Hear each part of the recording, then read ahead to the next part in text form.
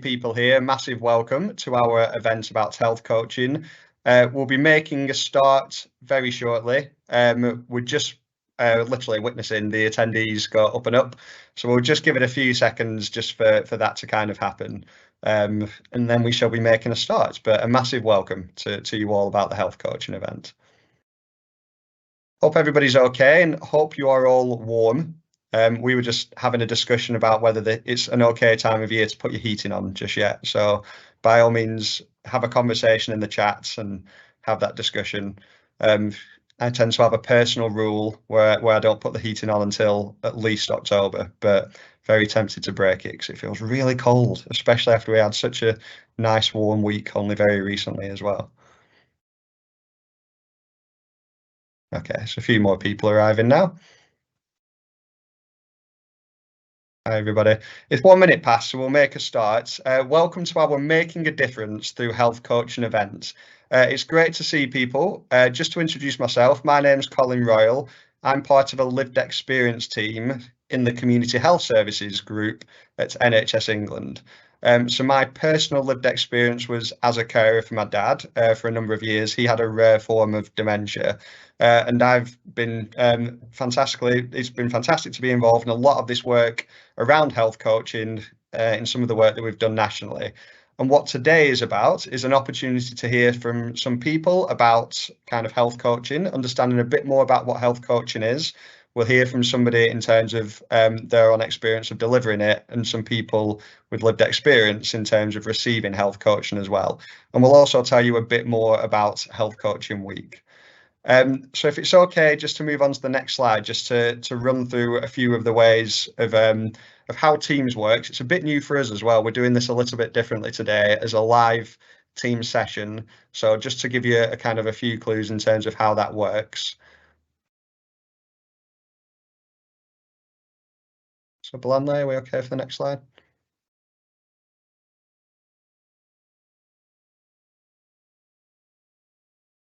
Perfect, thank you. So in terms of if you need to turn on live subtitles, please refer to the bottom right of your screen and you hopefully will notice a CC icon next to the settings. So if you click that CC icon, that should start the subtitles. So if you need those, hopefully that works for you there. To let you all know, this session is being recorded, but it's only recording us. It's not recording any of you. But what that means is that there will be a recording of the session and we will send the link and slides to everybody that's registered to the event afterwards as well. Do feel free to use the Q&A function to pose a question. We'll be capturing all of those throughout the session. We'll be leaving any Q&A after presentations until the end when everybody kind of comes together as a panel. But do please post the questions as we go along. We will be picking those up. If we're unable to answer all of the questions today, don't worry, we will be following up on the questions that we've missed after the session as well. And then the final thing, just to let you know about in terms of kind of housekeeping rules and things, is that we'll be using an interactive feedback tool called Slido. Some of you might be familiar with it, some of you less so. But there's going to be a link posted in the chat towards the end. And there's also a QR code that you can now see on the screen if you want to use that. It literally will take 2 minutes, probably less than 2 minutes. So just click through when it's posted, and then it's really helpful in terms of us doing our feedback at the end of the session and understanding what's gone well, what we can do perhaps a little bit differently next time as well. So the next slide.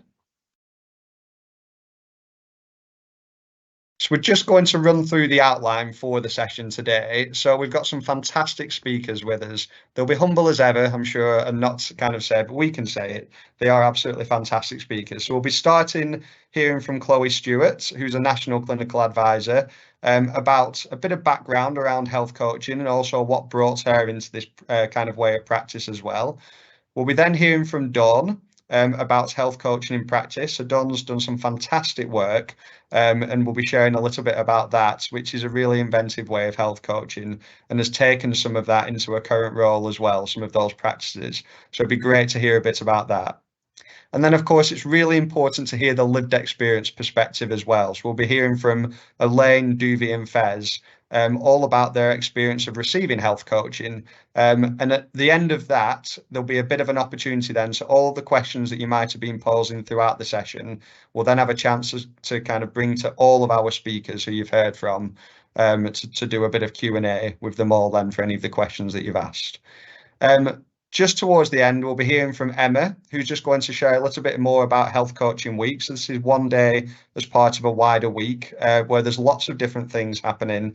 And it'd be really good to hear from Emma about all those different things and how you can join in with all of those different things. And of course, I think one of the things I forgot to mention on the first slide was around our hashtag that you can use for today. If you want to talk about the event on X, it's not called Twitter anymore, it's called X. I think you still tweet. I'm not so sure. I'm sure there's more techie people who'll be able to answer that than me. But if you want to use the hashtag health coaching, capital H, capital C, health coaching, that simple, in a hashtag, it'd be great if you want to do that and talk about any of the things that you're listening to in the event today.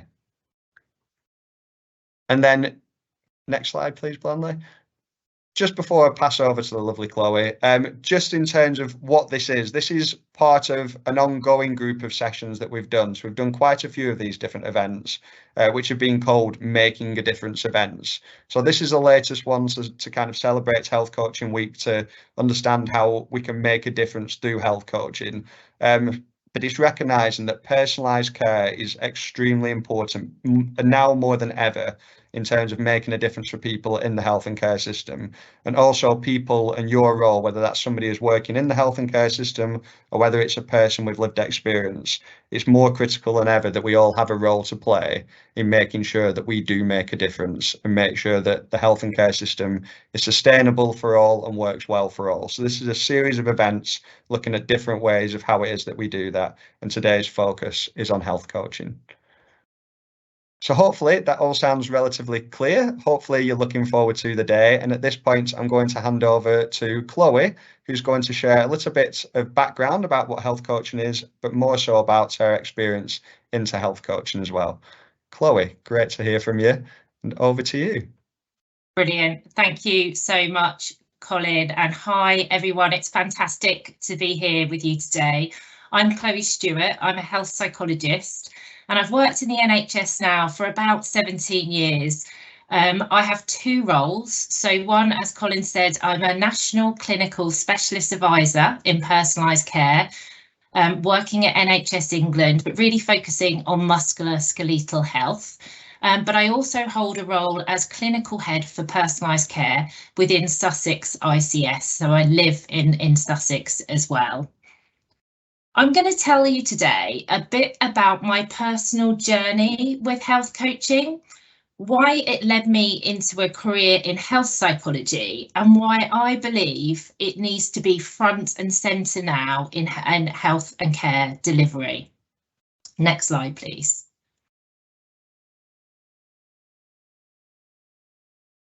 So back in 1994, feels a very, very long time ago, I was diagnosed with anorexia.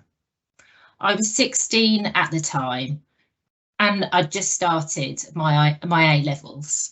I went from a really confident, outgoing young person to someone who was really shy and introverted. Unfortunately, I was confronted by what I can only describe as a very cold and paternalistic NHS service at the time. I really felt like I was on a conveyor belt.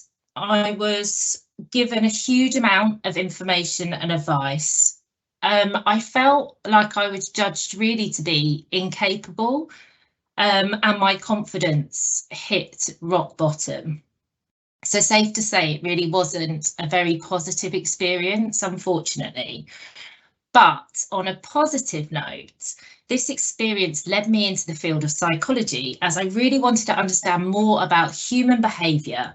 And I went on to the University of Sussex to complete an undergraduate degree in social psychology. Next slide, please. So it was at this time, really, that I started working as a volunteer in a drug and alcohol service in Brighton and Hove. And so while this wasn't the addiction I had, it was an addiction nonetheless. And I really wanted to understand different approaches to treatment and support. The building that the service was in was really run down, but I think what was really incredible was the warmth that you felt when you walked into the building. And this was really due to the people that worked there. They took time to engage and connect with people. They really took time to listen to people's stories and understand what matters to them. They treated everybody as an individual. And it was here that I first learned about motivational interviewing, and I'm sure many of you on the call will know about motivational interviewing, which we often shorten to MI. And it holds some of the same approaches to health coaching. And it was a really different approach than the one that I experienced as that teenager when I accessed an eating disorders service.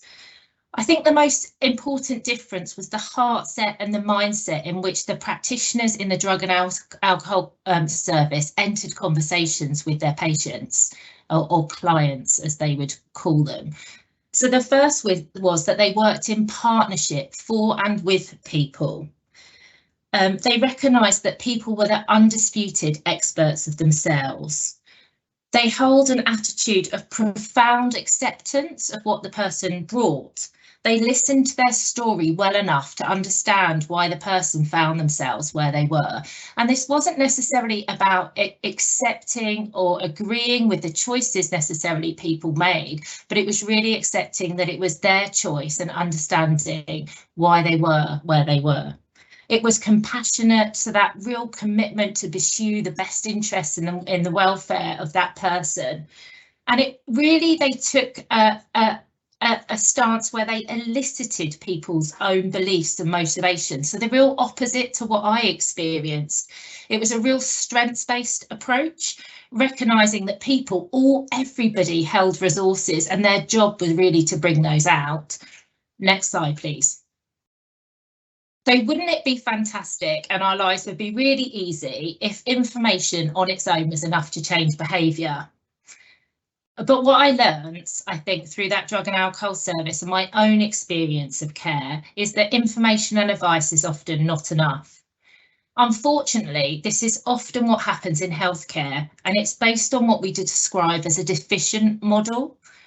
The implicit message is, I have what you need and I'm going to give it to you, whether that be knowledge, insight, diagnosis, or coping skills.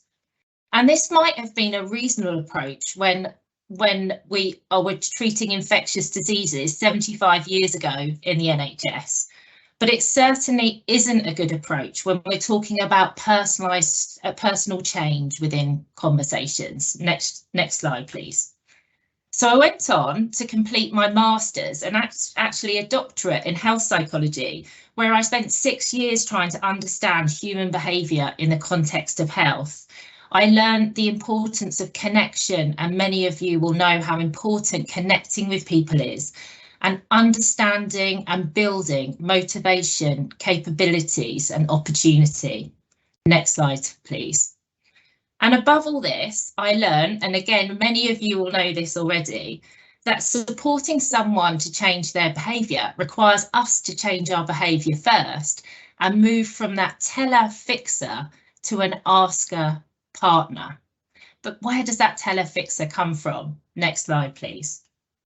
So once I'd completed my studies, I went on to work at Tower Hamlets Primary Care Trust, which was later known as Barts Healthcare Trust, where I worked clinically in cardiac rehab and adult weight management. But what was really fantastic was I also had the opportunity to do training in different teams, in their diabetes team, in their foot health team, and their district nursing team. And here I learned that actually most health and care professionals come into the profession because they want to help people, which is incredibly laudable. And you know, absolutely, I can understand that. But sometimes when it comes to behaviour change, this desire to want to help and fix people can sometimes get in the way and lead to what we call the righting reflex.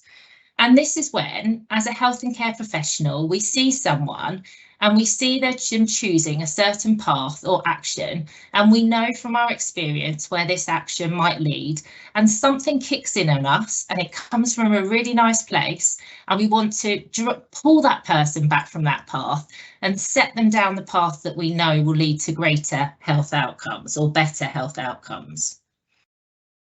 But this can often get in the way of behaviour change and means that as a healthcare professional, we're in the driving seat rather than the client or the patient. And I spent 8 years at Barts Health, and it was absolutely brilliant. And I loved seeing those light bulb moments when actually the clinicians really realised that they didn't have the answers for people, and that actually using a guiding style, taking the time to connect with people, listen to their stories, understanding what matters to them, supporting people to gain their own insights into their own behaviour was absolutely more than enough. Next slide, please. But what I also learned at this time was that actually training teams in health coaching approaches isn't enough if the culture doesn't support our workforce to work in this way. For example, if they don't have the time to do reflective practice or they feel done to in their jobs, they will naturally do to other people. So systems and processes often perpetuate a very paternalistic culture in the NHS.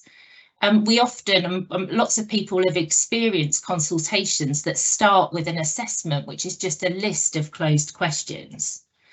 And I knew that a health coaching culture, in order for it to thrive and for staff to benefit from it, and we know that when staff use health coaching approaches, their well-being improves, but they need to be able to work in a culture that supports them to use this style, this very different style. Next slide, please. So in 2015, I had the opportunity to go and work for an organisation that absolutely saw this, that absolutely wanted to create a culture that allowed health coaching to thrive. And this was called Sussex MSK Partnership. They really wanted to do things differently. And to give you a sense of this, they were an organisation, the first organisation in the country to have a patient as a director on their board.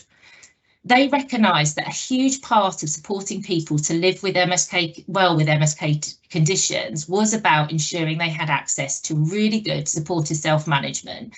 So they needed a workforce who were trained in health coaching approaches.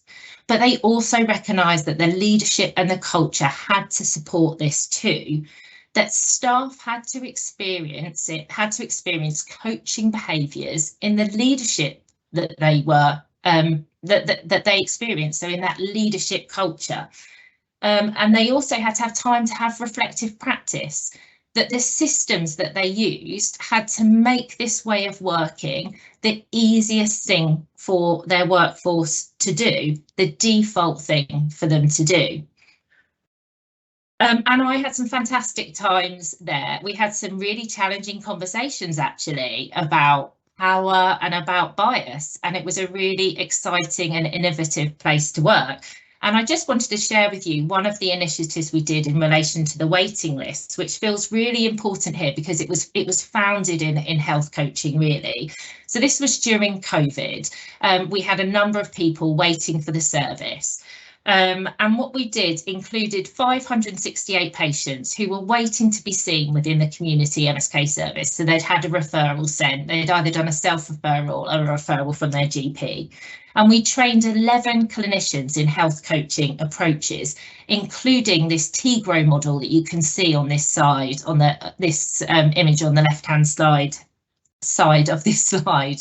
And we asked patients to complete the patient activation measure, which is a measure of their knowledge, skills and confidence in their ability to self-manage. And then each of these patients received a call that lasted about 20 minutes, which focused, it wasn't an assessment of one of their muscles or one of their joints. The conversation really focused on what matters to them, the goals they were trying to achieve, where they were now, what their options were, and what action they thought they could take.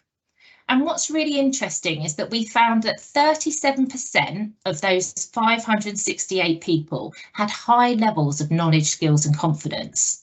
And of those 37%, 48% of those people, so nearly half, decided that as a result of that consultation, they actually didn't need to be seen within the MSK service, that they had what they need and that they were going to go off and they felt confident enough to kind of lead the way in terms of their self-management.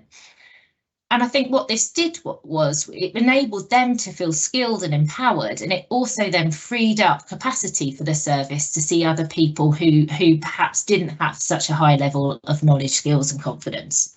So I'm almost coming to an end. I just wanted to kind of finish on where are we now? Next slide, please.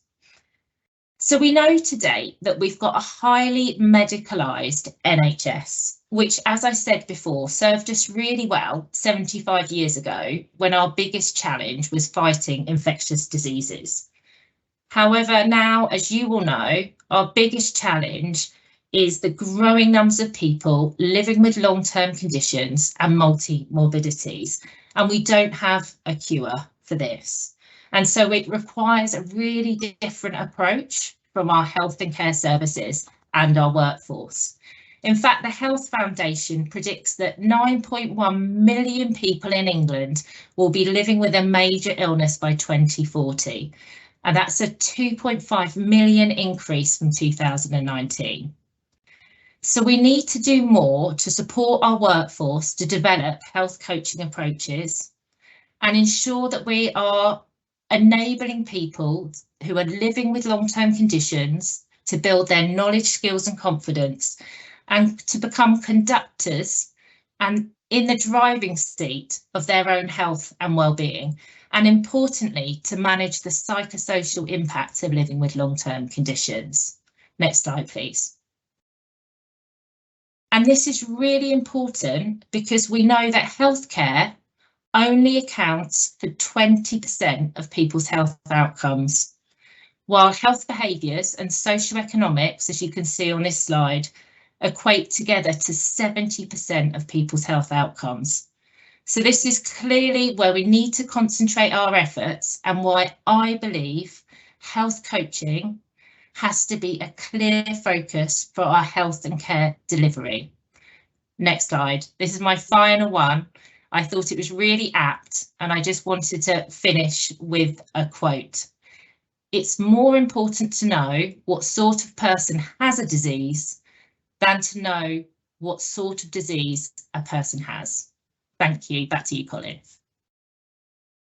Chloe, thanks so much. That was such a fantastic presentation. First of all, thanks so much for sharing a bit about your own lived experience, which is, always a really brave thing to do, but also really set the scene for why it is that you wanted to be involved in this and the start of your journey and what a wonderful journey it's been. And then such fascinating, such a fascinating topic, isn't it? Health coaching as well, where we're thinking more and more about how people can do things to support themselves. And I love this quote at the end, but also the shifting culture that's required within the health and care system to allow people to do that, and the different types of conversations that we need to have to enable people to do that as well. And you presented that in a really rich style, so thank you. And it fits on really well now with where we're going to next, where we'll be hearing from Dawn. So just to introduce Dawn, Dawn is going to share a little bit about her experience as a health coach. I know all about it. Dawn and I have become friends over recent months and know all about the brilliant work that she's been doing. And Dawn's going to speak to that a little bit and her experience of being a health coach. Dawn, over to you. Thanks, Colin. Hello, everyone. Really happy to be contributing to this amazing webinar. So my name's Dawn Lee. I currently work as a coordinator for Derby City Council Healthy Lifestyle Service, but up to March this year, I was a health and wellbeing coach working for a PCN, where I was asked to look at putting together a pain management support group.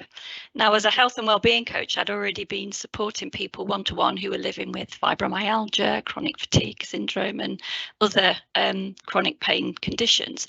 So I already understood the frustration a lot of people felt living with ongoing pain, that they were often disregarded, not really listened to, and there was very little support out there for them.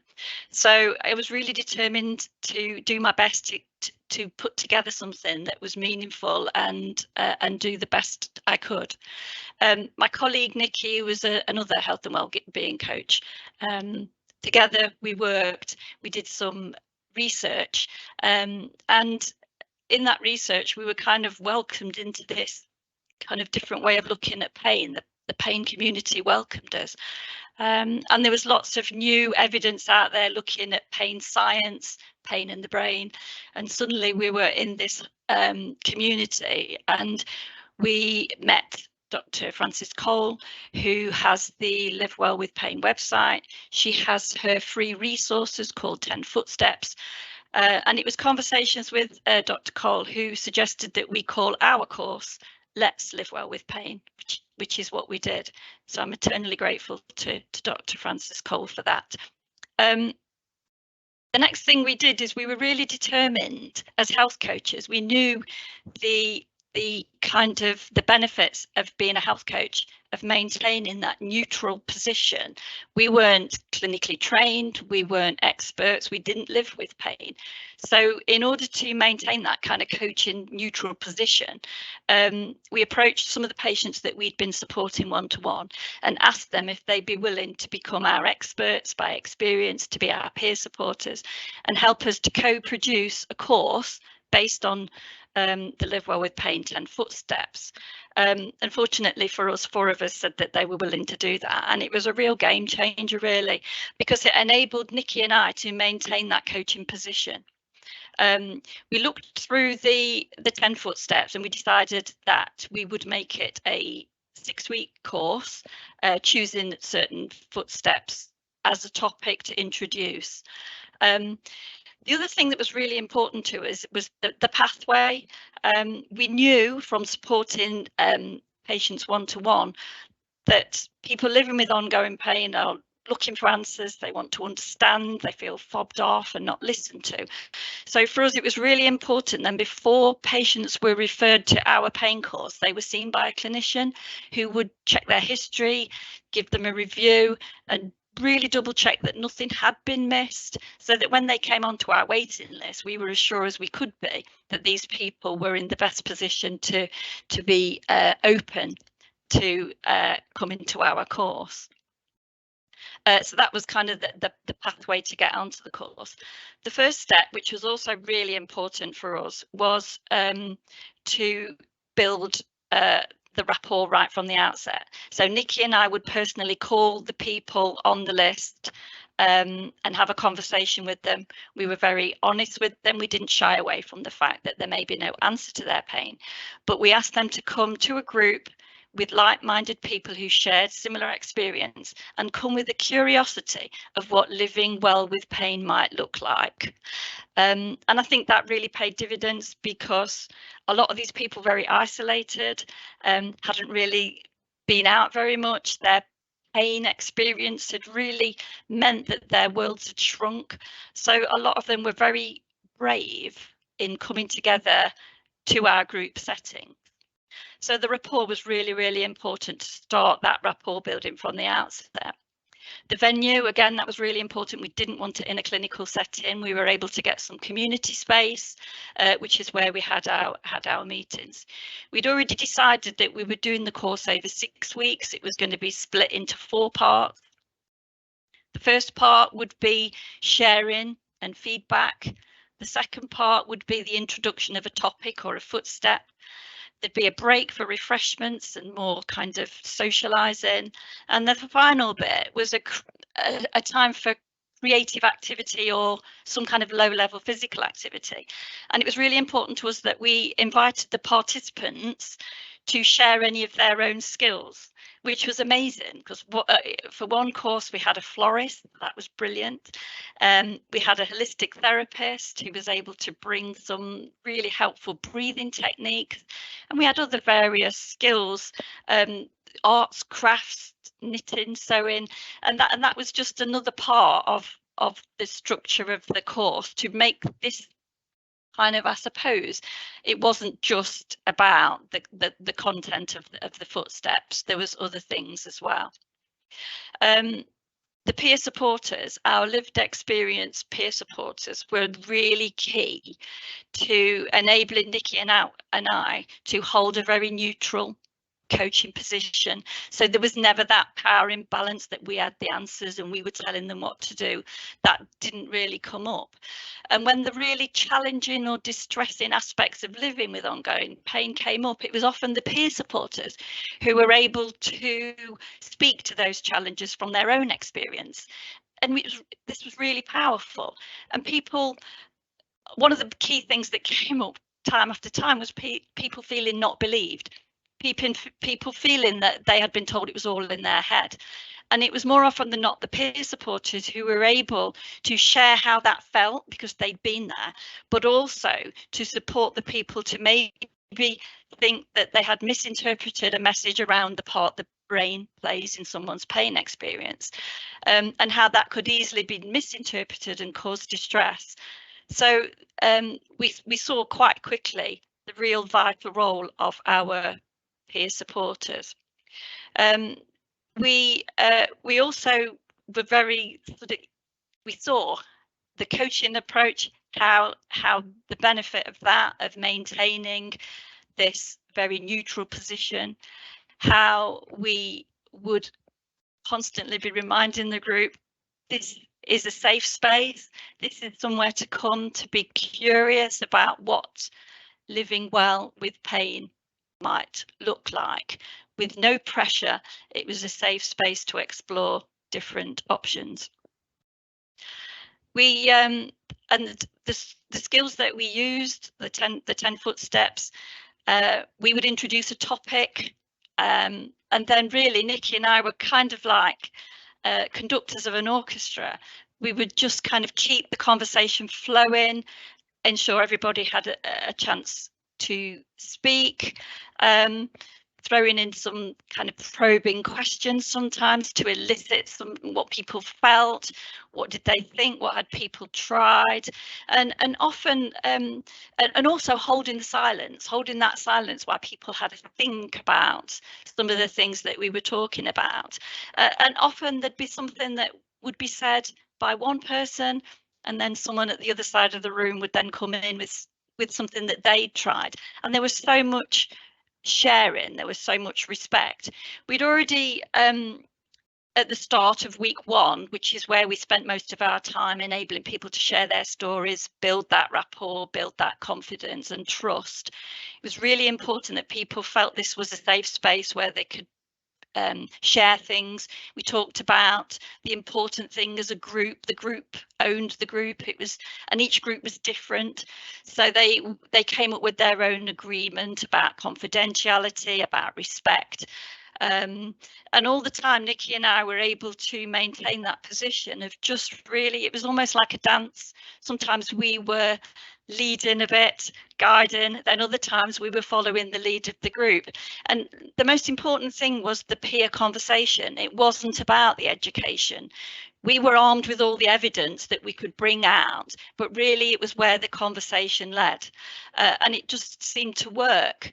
The benefits of doing it in a group enabled us to see more people, but they shared with us they'd previously been very isolated, and it had been a really positive, it had a positive effect on their mental health.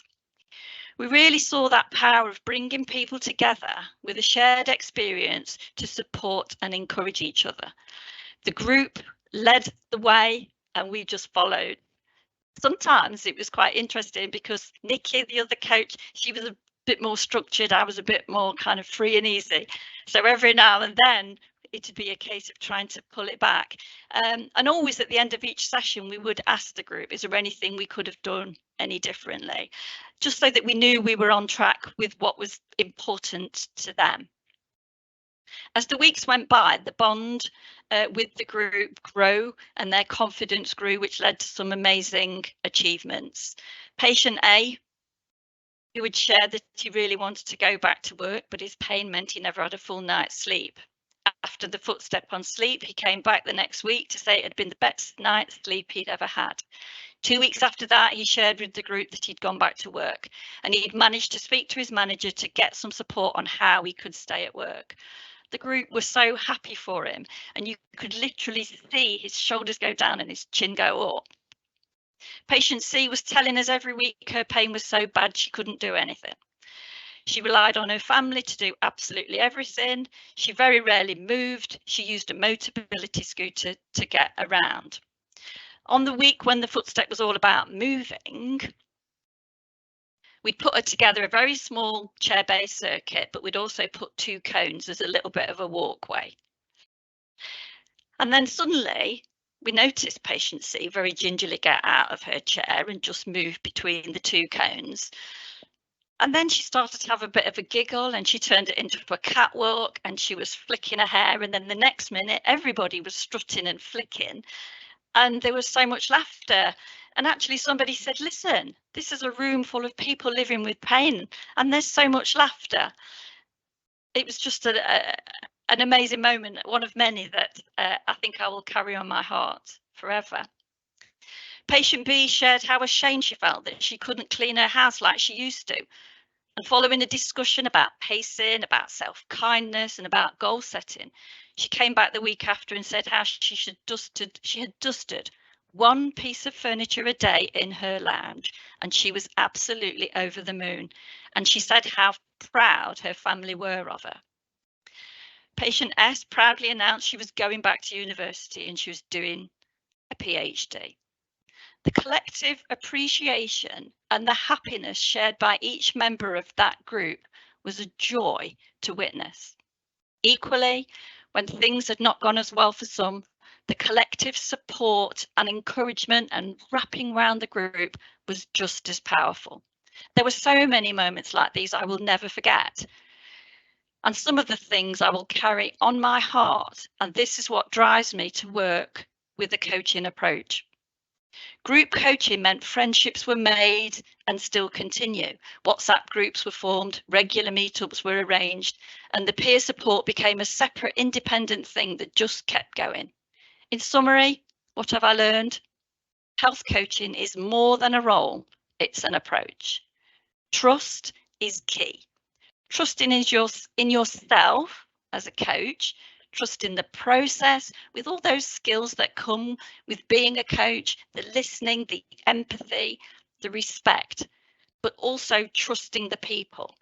Trusting the people, believing in them, that they have within them what they need to achieve the things that are important to them, to gain the knowledge, the skills and the confidence to manage their own health and well-being and live their best life.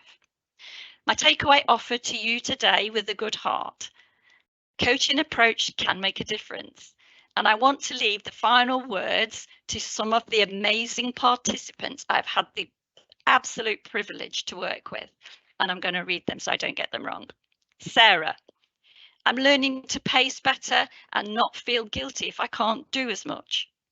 John, I love that I meet other people who have conditions similar to mine.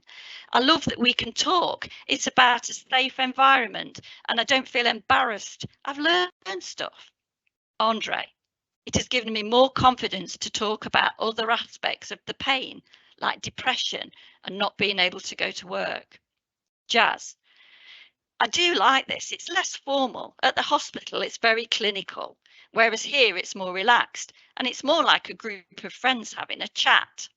Suze, I feel like I found myself again. Donna, it's been life-changing. Thank you. Wow, what a powerful ending that was just then, just to finish on that it's been life-changing. Dawn, thanks so much for sharing that with us. It was such a powerful presentation and I just loved hearing your passion kind of really shine through with it as you kind of got going and got into it. And it was like you were back in the moments, sharing all of those kind of wonderful moments with all of that group as well, which was just fantastic. It was really fascinating as well, hearing Chloe talk about the importance of actually, as a culture, moving more towards enabling people and supporting people to better self-manage, and the importance of that. And then it's gone one step further with what you were describing as well, Dawn, in the sense of people supporting each other, people having that role to play, supporting themselves, but also supporting each other as well. And I love what you described then. There's so many kind of quotes that you could take from that, but I love that you described it. This is more than a role, isn't it? Health coaching as a role is fantastic and vital. It's more than a role as well. It's important to have those health coaching skills and qualities, as both yourself and Chloe have described, in all of the different roles that we're in as well, to be able to have those different conversations. And you spoke so well to that. And I'm just so pleased that it's had such fantastic outcomes for people as well. Several of whom I've met, had the pleasure of meeting, have been brilliant people as well, and have now given back and are making a difference in all sorts of other areas as well themselves, which is fantastic. Thanks so much.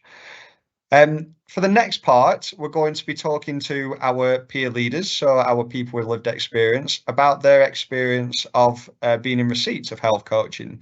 So I want to introduce you to Elaine, to Fez, and to Duvi, and I'll allow them all to introduce themselves, of course. But we'll be hearing from each of them as a bit of a panel now in terms of their experience. So we've got one question each for them. And then at the end of that, we're going to take any questions that have come in from you guys. So do feel free, from anything that you've already heard or from anything that you're about to hear, to ask any questions into the Q&A. And we will have a look at those and ask what we can do today. And we'll do that. We'll invite all of our speakers, after we've heard from Elaine, Fez and Duvi, to then answer the different questions that have come in. We'll have a few minutes with that before we then go to Emma to talk more about the rest of the week. Hope that all sounds okay. So if I can start, Elaine, are you okay just to introduce yourself first of all? Hello, I'm Elaine. I have a number of long-term conditions, diabetes, type 2 diabetes, osteoarthritis, depression, high blood pressure. So being able to kind of make sense of that is not always easy, and trying to think about how to manage things is not easy because I live on my own. So going to see a health coach was really important to me. It was one of the only occasions when I was able to talk about me. In the round, it wasn't, oh, well, you're here for your diabetes review and just looking at that. It was look at me with all my conditions as a whole person.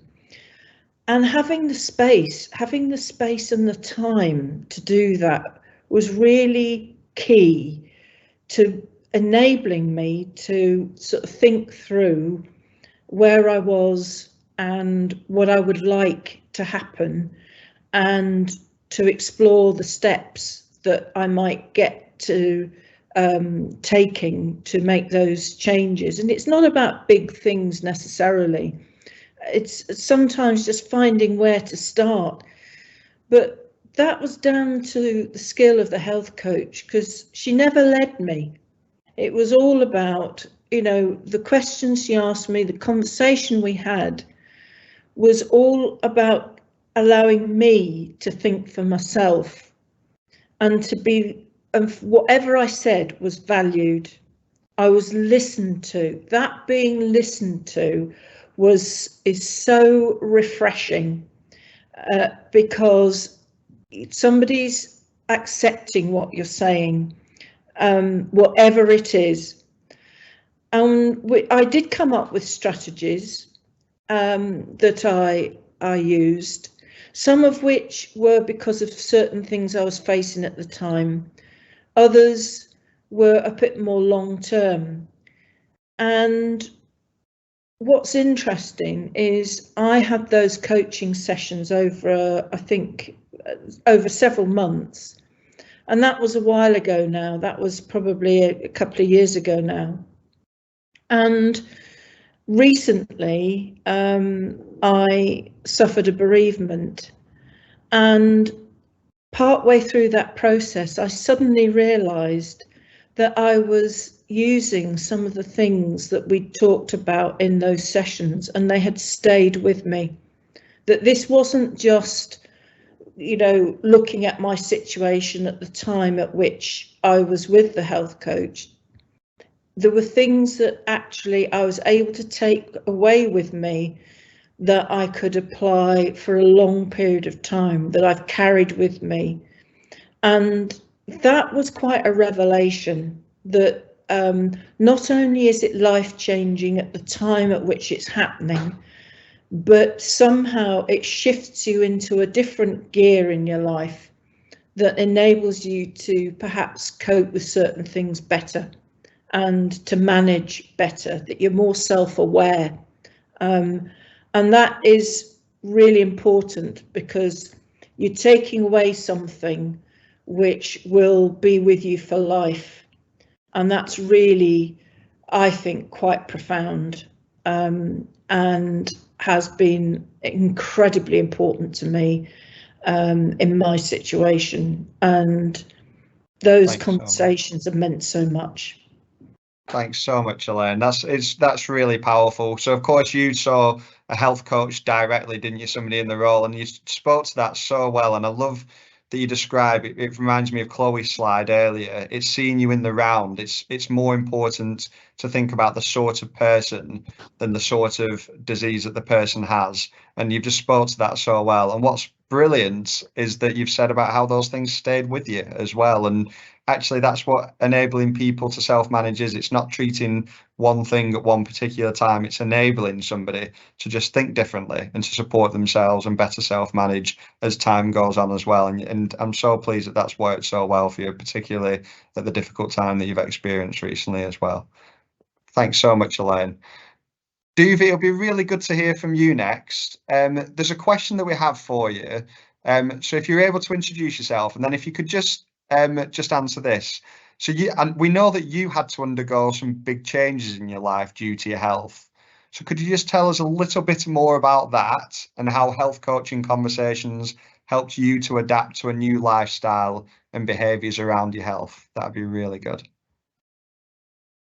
Okay, my name is Davey. I live in London. I actually have multiple long-term conditions which necessitate me attending different hospitals, Barts, the Royal London, and also the Brompton. For me, the way I would look at health coaching is the fact that, as you can see, you've got a picture of me in a suit there, and I wouldn't have been able to take that picture if not for the health coach, because I would not have been able to work. Full stop. I'm going to look at the health coaching around one of my conditions specifically, which is common variable immune deficiency. Don't understand why they call it common, because it's a 1 in a million disease. So the clinic I attend is also the HIV clinic, because there are so few of us that, they really can't get one thing. So on my first day walking into the clinic, the first thing I can remember is as I was going up the stairs to the clinic, there were people sitting on the stairs weeping. And I was wondering, so what's going on? As I get towards the top, I remember my wife saying to me, "You're going to the HIV clinic. All these guys have probably just been diagnosed with HIV. I'm now thinking, so if you get inside there, and you will, how, at the time I didn't know I had CVID. I knew I had something, but I was literally going in to be diagnosed. So you can imagine when you're going up the stairs and that's what you're seeing. Because people, this is the thing, is they diagnose you and the shock of it only hits you later. So one of the things I had was the initial coaching where they told me what I had and they explained to me what I would need to do to change my lifestyle.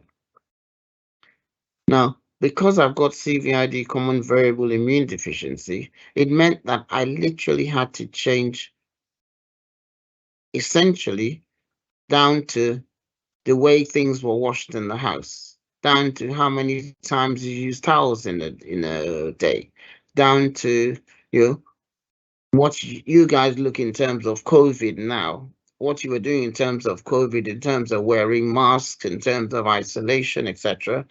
Those things for me, I remember when it happened, I was already doing almost all of them apart from the masks.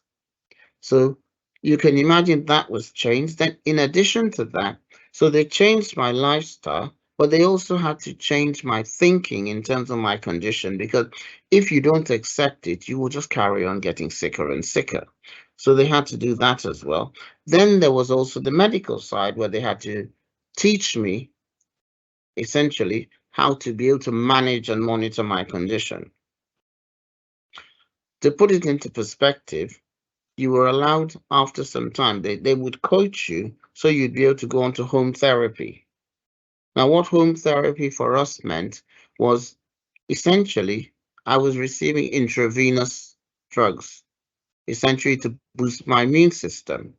On home therapy, you actually could go home and do the full intravenous thing yourself. So you learn to set a line one-handed. They teach you how to set a drip line with one hand because you set your own drip lines, you set everything up. So imagine with that now, you have an extra level essentially of sanitizing the areas, of running your medicines. So all these things, essentially, what I was happy with this was they didn't just look at, you need to do this, this, this, and this.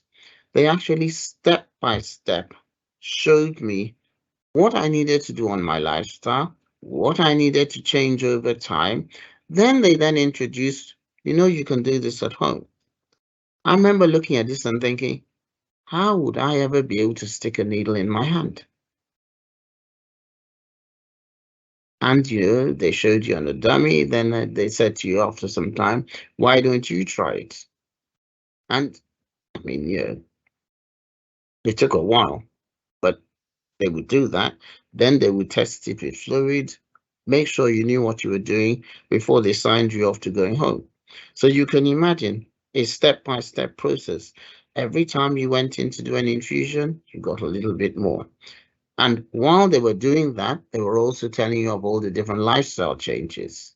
They wouldn't just tell you change this. They would also be monitoring and say, okay, how are you getting on with so-and-so? Oh, are you still having issues with this?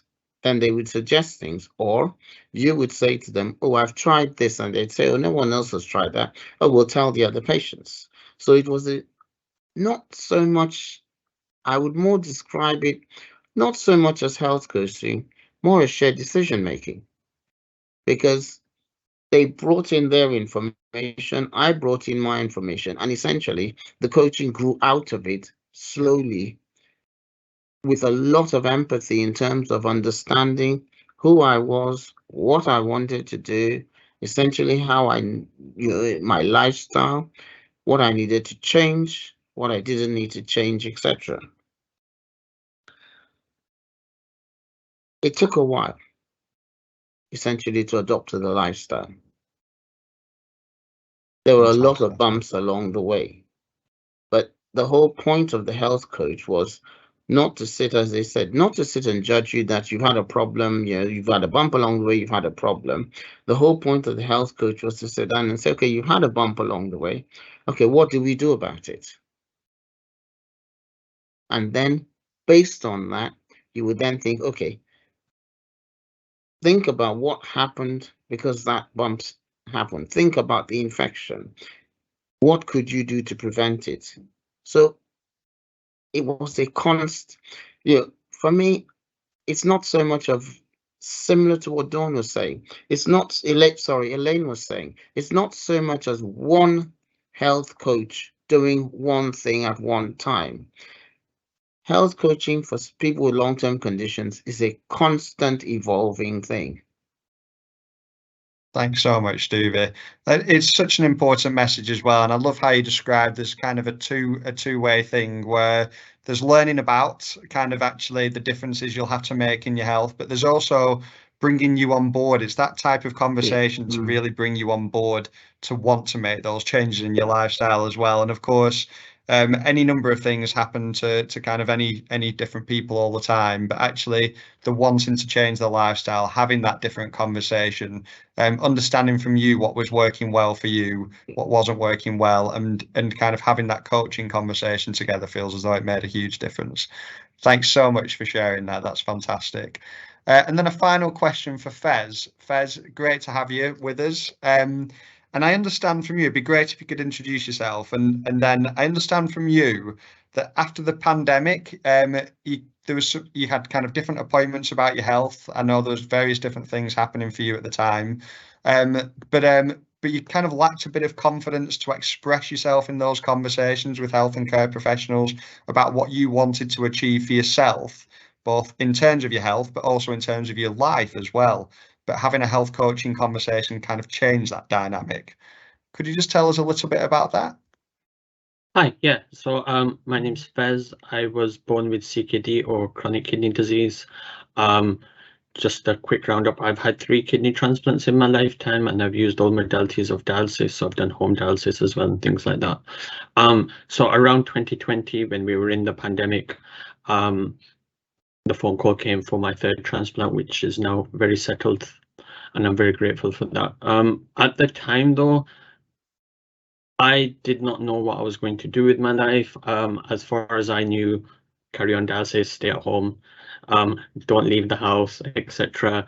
And because my failure happened when I was at university, I didn't complete the degree I wanted to do. So I was very much at a crossroads of I need to sort my health out before I think about anything else. The phone call then did come, thankfully, and it was around July time in 2020.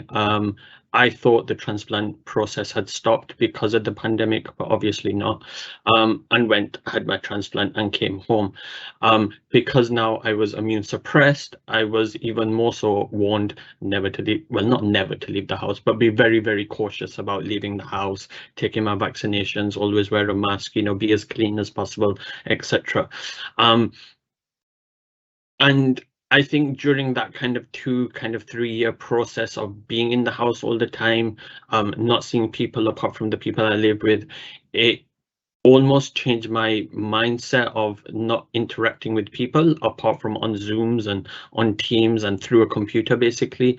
And I lost that confidence of being able to approach people, talk to people, being in public areas. And it became very uncomfortable for me, and I would get very worked up at even the thought of going outside, meeting people, going into a public area, things like that. So I started to see a health coach, and we talked about ways in which we could potentially remedy this. So it was generally one-to-one.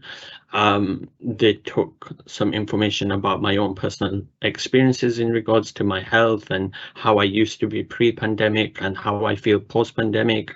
Not only the medical side of my life, but also what was happening in my personal life at that time, which was very hectic. And it was kind of breaking down everything in kind of small bite-sized pieces, and then trying to find ways and little interventions and little tricks and tips and ways of managing those things, but also helping me progress into just maybe even entering the world a little bit more, like I used to pre-pandemic. So we would talk about little things in regards to maybe keeping a diary of what things are brought up in my mind, you know, what's kind of going on, what is my thought processes, breathing, exercising, does that calm me at times, does that help? So we tried different things and we had conversations about different ideas, and it didn't always go perfectly. So the first time I left my house to go to an event, so the first time I used public transport, basically. So on the way to the event, it was very quiet. The train was very quiet. I was masked. I sat in a corner. There was no one near me. It was fine. On the way back, the train was packed, and I freaked out. and I basically hid in the toilet for the whole train journey. So I wasn't around people. And then we had the discussion about that. How could I have maybe handled that a little bit better, or what other precautions I could have taken, and things like that. So it didn't always go smoothly. It didn't always go perfectly, and I still think there are times where I need to get that access, have those conversations. But it's not always readily available as it was a couple of years ago now than it is now, and that might be due to cutbacks, etc. But yeah, it had helped at that point, and it was helpful, and it's still to a degree. So I still write like a little diary to myself. I still use those breathing exercises. I still try and meditate when I can. So I still use those things, but I think at this stage now, even though I am becoming a little bit more comfortable in going to places and going out in the world a little bit more, I think there are other factors going on in my life as well, where it still would be helpful to be able to access that coaching. And I think there's been some sort of disconnect between me and the team somewhere where it's not currently happening, but that's a discussion again I need to have and see if I can reconnect that process. But when it was happening and it was very helpful, it did help me quite a bit. I just need to reconnect that jigsaw pieces, I guess, to kind of help me along again, because I've hit a couple of roadblocks. Fantastic. Thanks so much, Fez. It's a really honest reflection, and I really enjoyed that. It's so good to have that. I really appreciate your kind of vulnerability in that as well, in terms of that's really real in terms of what happened after COVID for people, especially people who are considered clinically extremely vulnerable, and some of those fears kind of during that. And of course, we all know that COVID hasn't gone away, and how to kind of manage that in an ongoing way. It feels really critical. What's also struck me is that hearing from each of the three people there with lived experience is just how vast this is as well, how much health coaching can help people in different circumstances. You heard from Elaine, Duvi, and then Fez, and it helped them all in very different ways. Elaine with ongoing kind of circumstances, now she still uses it now. Duvi with a kind of a new condition and learning about that and considering lifestyle changes, and Fez where the outside world has changed a lot and considering how it is to gain more confidence in managing some of that and managing, but supporting and looking after your own health, but also looking after your mental health and continuing to have a life at the same time. So the vastness of it and the ability to self-manage is really, really important. So massive thank you to all three of you for sharing. We've had some questions come in, so thanks so much to people who've put in some questions. We've got time to answer a couple of them, which is terrific.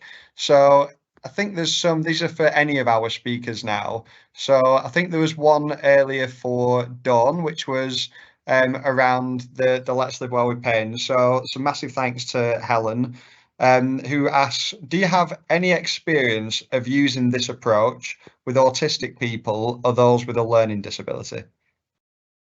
That's a really interesting question, and I'm so glad that you asked, because I think my sort of journey into the sort of the pain community made me realise that this approach it's not a one size fits all. It doesn't work for everyone, and we need to find a way of tweaking it or flexing it or doing whatever. So at the moment I am working with the Derbyshire, I'm in Derby, so the Derbyshire Autism Association, and I've been going to some of their working parties to look at not only to do with pain management, but how we can be more accessible and more open and welcoming to people that with the divergent community as well as learning disabilities. So it's something I'm really, really keen to get involved with. But again, my sort of experience of working with people with lived experience, I'm really keen to sort of get to know some people who might want to join me on that journey to help me co-produce what that might look like. So the answer is not at the moment, but it's a kind of a work in progress. But thank you so much for the question. Thanks, Dawn, and absolutely a great question. And just to say as well that one of the things we really hope to gain from this, and we're always trying to do, is increase our kind of pool of people who want to do this. We're, massively into working together and collaborative working. So some fantastic questions that have come in, and it'd be really good to work together to solve some of them as well, because it feels really important and can sense that the passion by people asking the questions as well. So definitely keen to continue to touch base with everybody on the call afterwards as well. I think we've just got enough time to go to one more question, if that's okay, before we then go to Emma to hear about what's on for the rest of the week.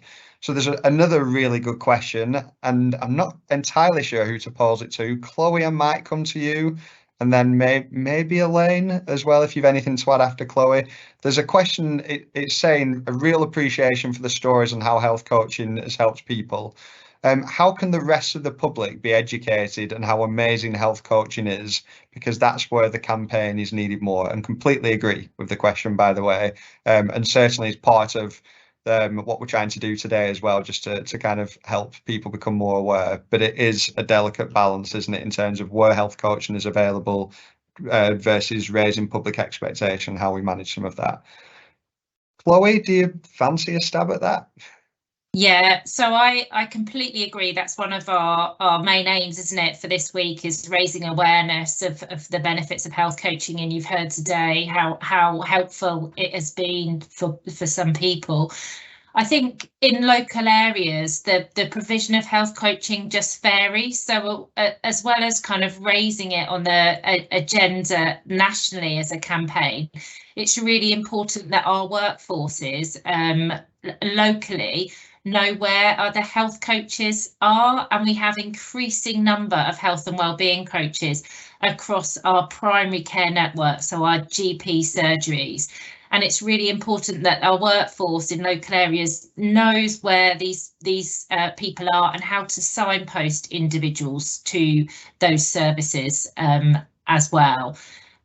So yeah, that would be my top tip. So if we've got any health and care professionals, really get to know your local area, get to know where your which practices have access to health and wellbeing coaches and which services have access to health and wellbeing coaches. Also, if you're a patient and you're thinking, actually, I could benefit from this, please do, make contact with your local GP surgery, because they might well have a health and wellbeing coach working there. Back to you, Colin. Perfect. Thanks, Chloe. A superb answer. And then Elaine, I will just come to you if you've got a minute just to add to that, because I know that you do some brilliant work with Dr. Ollie Hart as well, don't you, in your practice to promote some of this as well? Yeah, I mean, I think it's I think that there are several aspects to this. One is increasing public awareness. We're doing work within our primary care network on that very issue, just to ensure that it's incorporated in the range of things that patients are aware that they can access. And providing that access in different ways. The other thing is that I think from a national perspective, it's about encouraging the take up of the R's roles, of which this is one, and ensuring that people understand sort of within the health system itself, the value of these individuals and how they can have a really big impact on patient outcomes. Perfect. Thanks, Elaine. Really, really important and spoken to beautifully as well.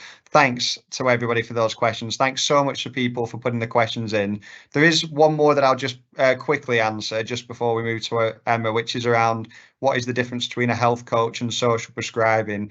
We just heard Elaine talking about this being one of the additional reimbursement roles, health coaching.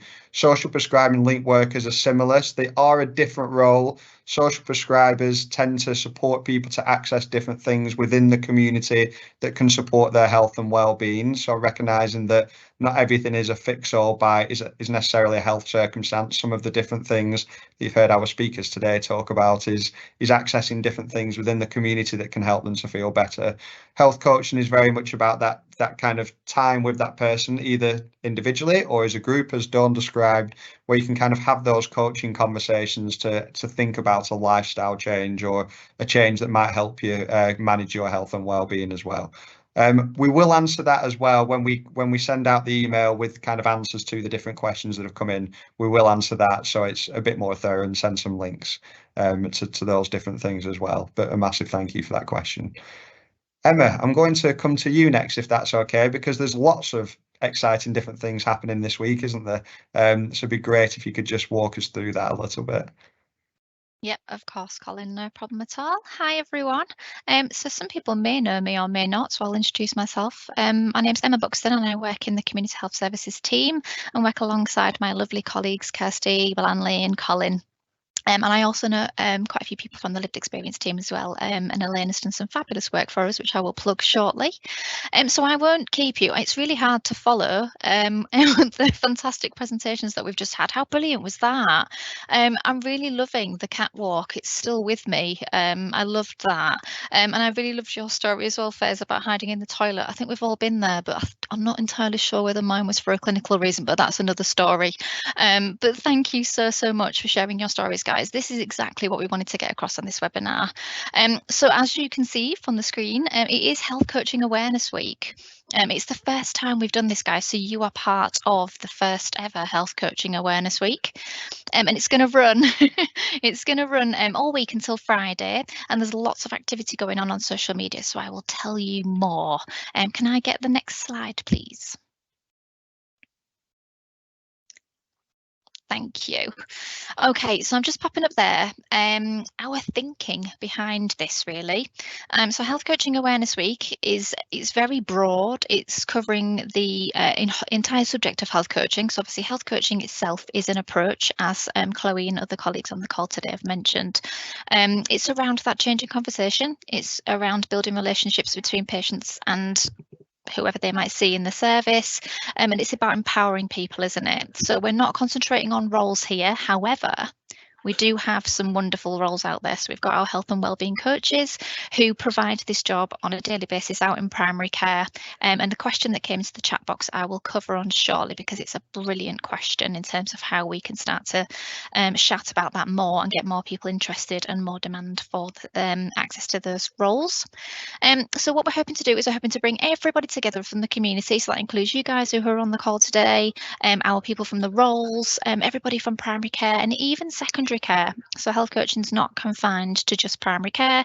It's an approach that runs across primary care, secondary care, and even into community services. So our aim here is to get everybody together to shout about the brilliantness of health coaching, which I don't need to tell you guys, because we've obviously heard from you today about how brilliant it is. Next slide, please. Thank you. So just a bit of information that I won't read these slides to you because I think they'll be shared afterwards. But the aims of our Health Coaching Awareness Week were to raise awareness of the opportunities and benefits of health coaching. I think it's something that if you know about health coaching, you know about it. But if you don't, how do you find out more information? Through webinars like today, and raising the profile of it. So it's really important that as a community, we start talking about health coaching and really starting to raise the awareness of the profile of health coaching. So you guys can take part in that from today, which I'm sure a lot of you already do already. We also want to showcase how health coaches and their unique expertise, and it is unique expertise. You know, I think we've all had experiences, and I can resonate definitely with the stories that have come out today about going into a general practice and just not really feeling like you're being listened to, and you haven't really got the space, and you kind of feel like you're being rushed. And it's about making sure that those expertise are for those people that are providing true care around health coaching is really seen. So we really want to showcase any stories about how that's come out. And also there's two kind of broad areas, I guess, in terms of where health coaching can have a bit of an impact. So we've got those fantastic impacts for people, patients, people out ourselves, but also across the health and care system. There's lots of emerging evidence that shows that health coaching approaches is just good for business. It just reduces demand. It helps people know what they're doing. It helps them self-manage. So there's two folds to this. So lots of impetus, I guess, there for primary care and for our clinicians to get involved as well. And finally, we want to showcase good practice, because we know there's a lot out there, and obviously you guys have just run through even a little tiny bit of what the impact has been for you. So you imagine that right the way across the country. So what we've done is we've opened up social media, basically through Twitter or X. I'm going to call it Twitter, Colin, I'm old school. And what we're doing is we're running a campaign via #healthcoaching, and we just want everybody to get on and jump on. If you're on social media, just jump on. It doesn't matter, there's no right and wrong to what you want to post. Just jump on there and post your stories. So can I get the next slide, please? I'm trying to do two things at once here, guys. I've got the chat going on. Perfect, thank you. So here are our key messages. So I've probably covered most of this already. So it's just around health coaching being part of a supported self-management intervention. So obviously this is me going into NHS spiel, but obviously health coaching, peer support and your self-management education are your three golden strands of your supported self-management approach. And again, evidence shows that lots of evidence that using a supported self-management approach is just good for patients in terms of improved outcomes, better conversations and better use of NHS services. And you'll just see there at the bottom, I've popped on a statistic around how many health and wellbeing coaches that we have across the country. So that kind of goes back to the question that we had in the chat. It's a growing role, and this is one that's we're seeing all the time. The numbers go up every month.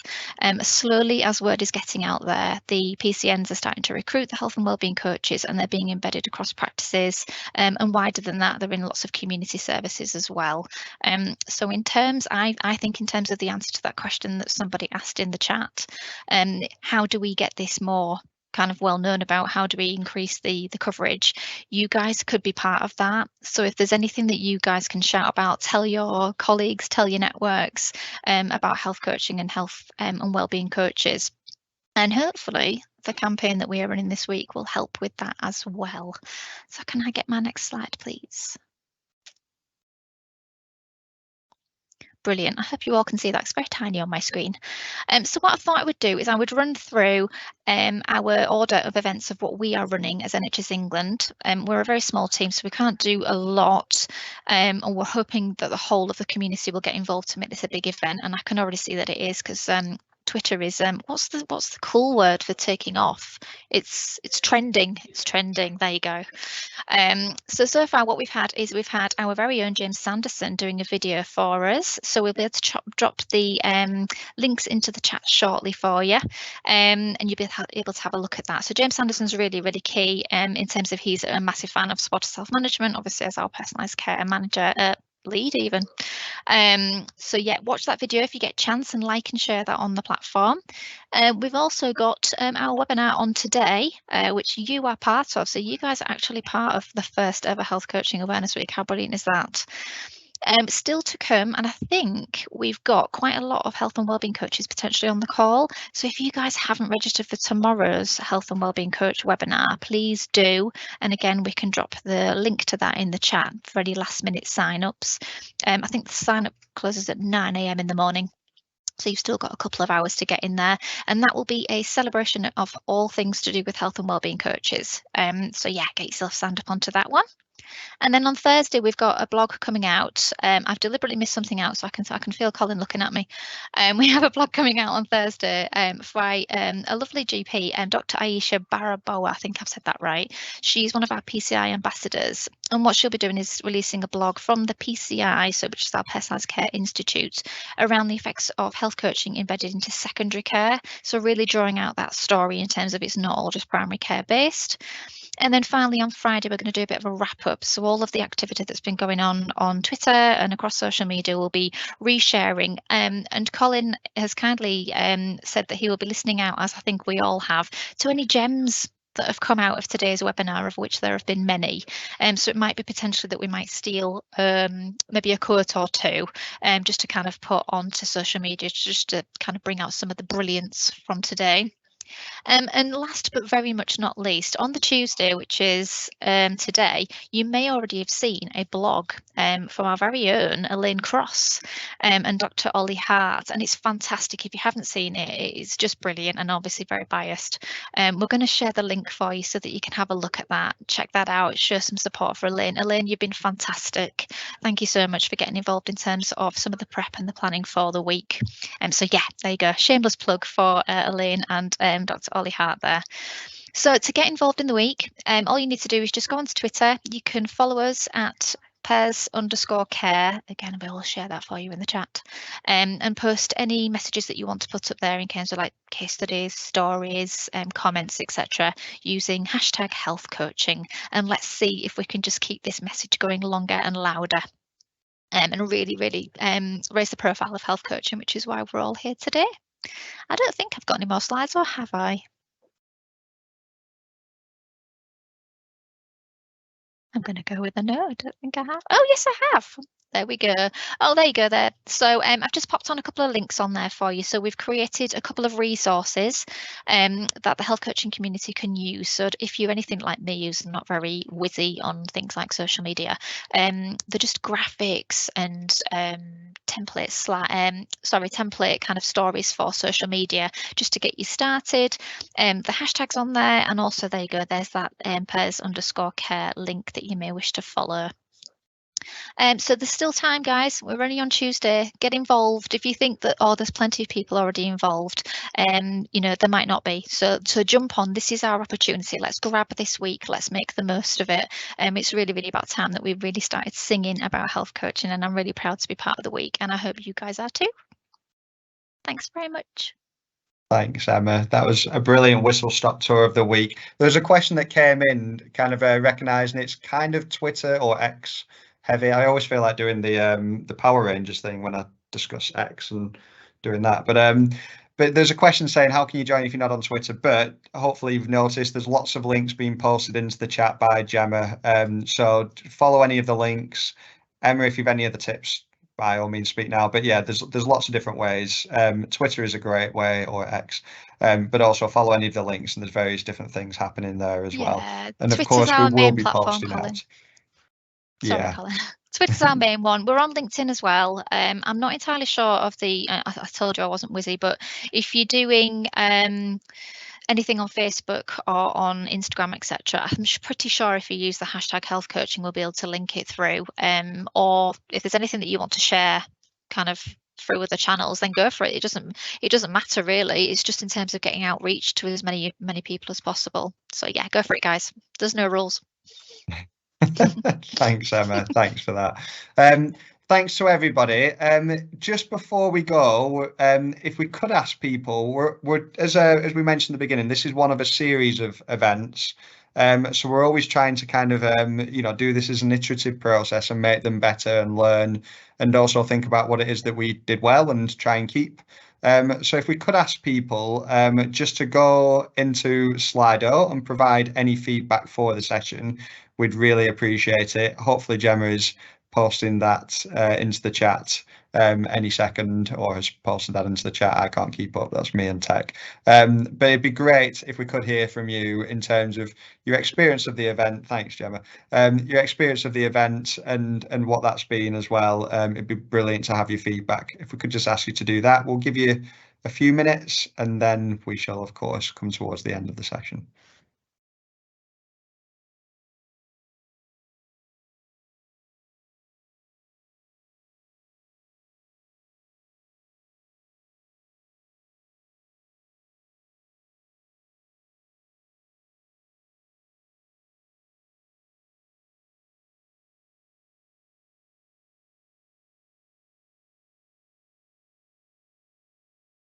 Hopefully people have managed to successfully access the link. We will share it as well in the email. This call isn't dependent on that link, so you can kind of continue to provide feedback there. We really appreciate it. a massive thank you to you all for attending today and for taking the time out of your very busy diaries to come and spend today with us. We hope you've enjoyed it. A massive thank you to the speakers who came and shared with us their different, various different experiences today, which I thought really brought it to life and just showed the power of health coaching and how it can make a difference. So great to meet you all. It'd be great to keep in touch. We will be in touch and we shall see you all very, very soon. Thanks very much, everybody. Take care and goodbye.